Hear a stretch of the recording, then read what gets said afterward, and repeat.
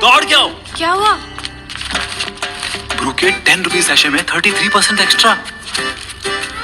प्रेम, हाँ दौड़ के जाओ। कहाँ? 2 कप ब्रू बना के ले आओ।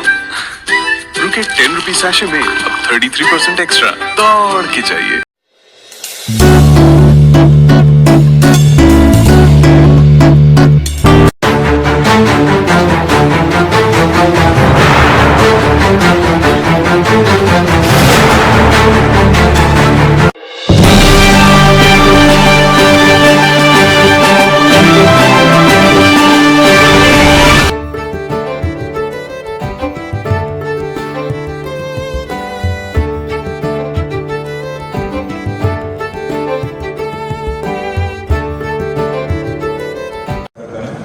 ಇವತ್ತು ಭಾರತ ಚುನಾವಣಾ ಆಯೋಗ ಮತ್ತು ಮುಖ್ಯ ಚುನಾವಣಾಧಿಕಾರಿಗಳು ಬೆಂಗಳೂರು ಇವರ ನಿರ್ದೇಶನ ಪ್ರಕಾರ ವೇಳಾಪಟ್ಟಿಯಂತೆ ಕರಡು ಮತದಾರರ ಪಟ್ಟಿಯನ್ನು ಯಲ್ಲಾಪುರ ವಿಧಾನಸಭಾ ಕ್ಷೇತ್ರಕ್ಕೆ ಸಂಬಂಧಿಸಿದಂತೆ ಮುಂದಗೋಡು ತಾಲೂಕು ವ್ಯಾಪ್ತಿಯಲ್ಲಿ ಬರತಕ್ಕಂಥ ಕರಡು ಮತದಾರರ ಪಟ್ಟಿಯನ್ನು ಇವತ್ತು ಪ್ರಚುರಪಡಿಸಿದ್ದೇವೆ ಎಲ್ಲ ಮತಗಟ್ಟೆ ಕೇಂದ್ರಗಳಲ್ಲಿ.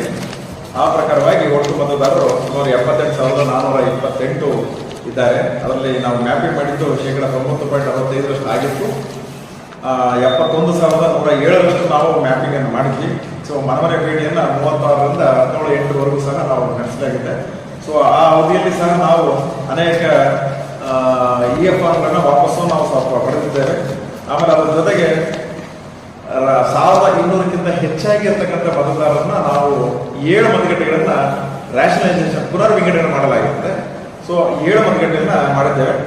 ಒಟ್ಟಾರೆ ನಮ್ಮ ಯಲ್ಲಾಪುರ ವಿಧಾನಸಭಾ ಕ್ಷೇತ್ರದ ವ್ಯಾಪ್ತಿಯಲ್ಲಿ 9 ಮತಗಟ್ಟೆಗಳು ಪುನರ್ ವಿಂಗಡಣೆ ಆಗಿದೆ. ಅಂದರೆ 2 ಯಲ್ಲಾಪುರ ತಾಲೂಕಲ್ಲಾಗಿದೆ, 7 ನಮ್ಮ ತಾಲೂಕಲ್ಲಿ ಮುಂಡಗೋಡು ತಾಲೂಕಲ್ಲಾಗಿದೆ.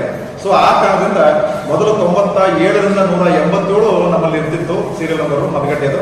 ಈಗ ಅಲ್ಲಿ ಹೆಚ್ಚುವರಿ 2 ಆಗಿರೋದ್ರಿಂದ 99 ಮತಗಟ್ಟೆ ನಂಬರಿಂದ 196ವರೆಗೆ ಹೊಸ ಮತಗಟ್ಟೆಗಳು ಕ್ರಿಯೇಟ್ ಆಗಿರ್ತವೆ. ಒಟ್ಟಾರೆ 196ವರೆಗೂ ಈಗ ಮತಗಟ್ಟೆಗಳು ಇರ್ತವೆ ಅಂತ ಈ ಹಂತದಲ್ಲಿ ಕಲ್ಪಿಸಿಕೊಡ್ತಾರೆ. ಸೊ ಒಟ್ಟಾರೆ ಈ ಒಂದು ಎನುಮರೇಷನ್ ಫಾರಂ ಅನ್ನ ಕೊಟ್ಟಂತ ಸಂದರ್ಭದಲ್ಲಿ ನಮಗೆ ಈ ಕೆಳಗಂಡ ರೀತಿಯಲ್ಲಿ ಅಂದರೆ ಸುಮಾರು 3,268 ಮತದಾರರು ಐಡೆಂಟಿಫೈ ಆಗಿದ್ದಾರೆ.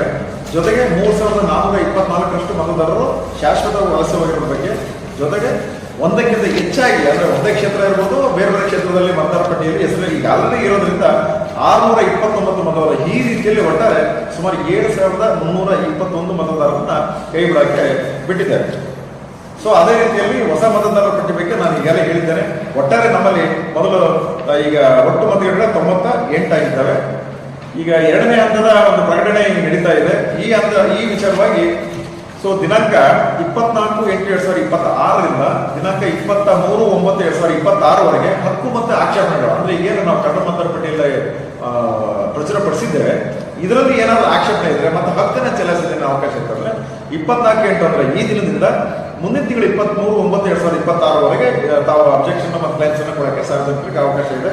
ಅದನ್ನ ಆ ಕೊಟ್ಟಂತ ಹಕ್ಕು ಮತ್ತೆ ಆಕ್ಷೇಪಣಾ ಅರ್ಜಿಗಳನ್ನ ದಿನಾಂಕ 24/8/2026ರಿಂದ ಅಂದ್ರೆ ಈ ದಿನದಿಂದ 22/10/2026ವರೆಗೆ ಅಂದ್ರೆ ಅಕ್ಟೋಬರ್ 22ನೇ ತಾರೀಕುವರೆಗೆ ಅದನ್ನ ಅಬ್ಜೆಕ್ಷನ್ ಅನ್ನ ನಾವು ವೆರಿಫಿಕೇಶನ್ ಮಾಡಿ ಫೈನಲ್ ಆಗಿ ಅಂತಿಮ ಮತದಾರ ಪಟ್ಟಿಯನ್ನು 27/10/2026ವರೆಗೆ ನಾವು ಅಂತಿಮ ಮತದಾರ ಪಟ್ಟಿಯನ್ನು ಪ್ರಚುರಪಡಿಸಲು ನಿರ್ದೇಶನ ಇರ್ತದೆ. ಅದರಂತೆ ಮತ್ತೆ ಗ್ರಾಮ ಪಂಚಾಯತಿಯಲ್ಲಿ ಈಗೇನು ನೋ ಮ್ಯಾಪಿಂಗ್ ಆಗಿರೋದು ಮತ್ತು ಅನಾಲಿಸಿಸ್ ಸಂಪುಟಂತ ಏನು ನಮ್ಮಲ್ಲಿ ಸುಮಾರು 600 ಮತ್ತೆ 2,000 ಚಿಲ್ಲರೆ ಇದೆ, ಅಷ್ಟು ಮತದಾರರಿಗೆ ನೋಟಿಸ್ ಅನ್ನ ನಾವು ಜನರೇಟ್ ಮಾಡಿ ಕೊಟ್ಟು ಕಳಿಸ್ತೇವೆ. ಅದನ್ನ BLO ಮುಖಾಂತರ ಆ ಪ್ರತಿ ಮನೆಗೆ ಅವರ ಯಾರು ನೋ ಮ್ಯಾಪಿಂಗ್ ಮತ್ತೆ ಅನಾಲಿಸಿಸ್ ಇದೆ ಅವ್ರಿಗೆ ಮಾತ್ರ ನಾವು ಕಳಿಸ್ಕೊಡ್ತಾ ಇದ್ದೇವೆ. ಆ ಮತದಾರರು ಗ್ರಾಮ ಪಂಚಾಯತಿ ವ್ಯಾಪ್ತಿಯಲ್ಲಿ ಇರ್ತಕ್ಕಂಥ ಮತ್ತೆ ಸಿಟಿ ಲಿಮಿಟ್ ಅಲ್ಲಿ ಪಟ್ಟಣ ಪಂಚಾಯತಿ ವ್ಯಾಪ್ತಿಯಲ್ಲಿ ಇರ್ತಕ್ಕಂಥ ಒಂದು ಕೊಠಡಿಯಲ್ಲಿ ನಾವು ಈಗಾಗಲೇ ಹೆಚ್ಚುವರಿ ಸಹಾಯಕ ಮತದಾರ ನೋಂದಣಾಧಿಕಾರಿಗಳನ್ನ ಸುಮಾರು ಅಪಾಯಿಂಟ್ ಆಗಿದೆ. 14+1 15 ಒಟ್ಟಾರೆ 10 ಜನನ ನಾವು ಈಗಾಗಲೇ ಅಪಾಯಿಂಟ್ ಮಾಡಿದ್ದೇವೆ.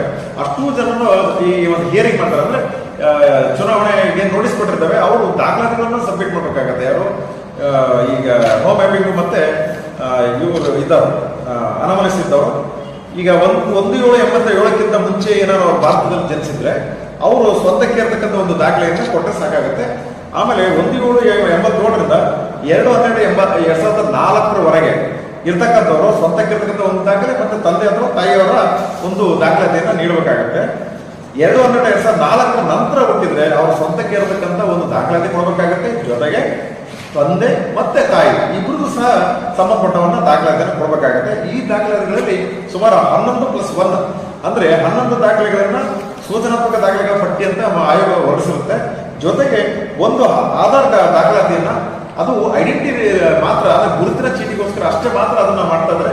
ಯಾವುದೇ ರೀತಿ ಜನ್ಮದಿನ ಆಗಲಿ ಅಥವಾ ವಿಳಾಸದ ಸಂಬಂಧಪಟ್ಟವಾಗಲಿ ಅದನ್ನ ಬಳಸ್ತಾ ಇಲ್ಲ. ಓನ್ಲಿ ಆಧಾರ್ಗೆ ಸಂಬಂಧಪಟ್ಟದ್ದು ಓನ್ಲಿ ಐಡಿ ಗುರುತಿನ ಚೀಟಿಯಾಗಿ ಬಳಸ್ತಾ ಇದ್ದಾರೆ.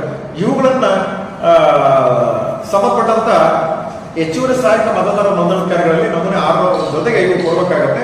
ಈ ದಾಖಲೆಗಳನ್ನ ಈಗ ಕೊಟ್ಟಲ್ಲಿ ನಾವು ಪರಿಶೀಲನೆ ಮಾಡಿ ಅಲ್ಲಿ ಅಂತಿಮವಾಗಿ ನಾವನ್ನ ಸೇರ್ಪಡೆಗೆ ಏನು ನಮ್ಗೆ ಅವಕಾಶ ಇದೆ ಅಲ್ಲಿವರೆಗೂ ನಾವು ಹಿಯರಿಂಗನ್ನು 22/10/2026 ಪರಿಶೀಲನೆ ಮಾಡಿ ಫೈನಲೈಸ್ ಮಾಡ್ತೇವೆ. ಇಷ್ಟು ನಾವು ಹೇಳಕ್ಕೆ ಇಷ್ಟಪಡ್ತೀವಿ. Thank you.